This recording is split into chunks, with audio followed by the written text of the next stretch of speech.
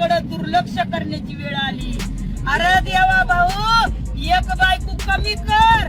पहिली एक होती तेव्हा सुरळीत चालू होत रे. 2 बायकामुळे तुझं जनतेकडलं दुर्लक्ष चालू आहे.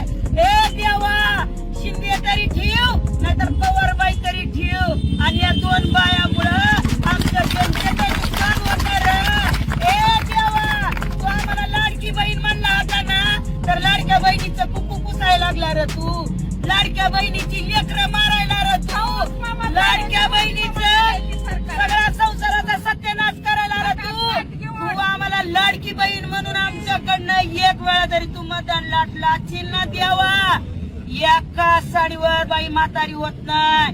तू आमच्याकडनं आम्हाला म्हणला ना लाडक्या बहिणी निवडून दिल्या. लाडक्या बहिणीने निवडून दिला ना. अरे पुढच्या पंचवार्षिक मध्ये तुझाच गणपती करायला ह्या लाडक्या बहिणी पुढे येतात का नाही बघत राहा. सांग नाही तुला, लाडकी बहीण तुझा गणपती केल्याशिवाय राहत नाही. लाडक्या बहिणीच्या नावाखाली तू निवडून आला म्हणतो रे. तू लाडक्या बहिणी निवडून आला. ईव्हीएम मध्ये घोटाळा केला रे रुमण्या. तू रुमण्या ईव्हीएम मध्ये घोटाळा केला. पण लाडक्या बहिणी पुढे केल्या. सख्या भावाला बहीण बहीण म्हणायला गेली. आणि तू कोण कुठला रे? तू कोण कुठला? तिकडे बाई मोठ्या मोठ्या टेजवर बोलती, तू इकडे बोलतो. इकडे ये की कृषी मंत्री रमी पियाव यार. कृषी मंत्री शेतकऱ्याविषयी धोरण चालू आहे. विधानसभेमध्ये चर्चा चालू आहे.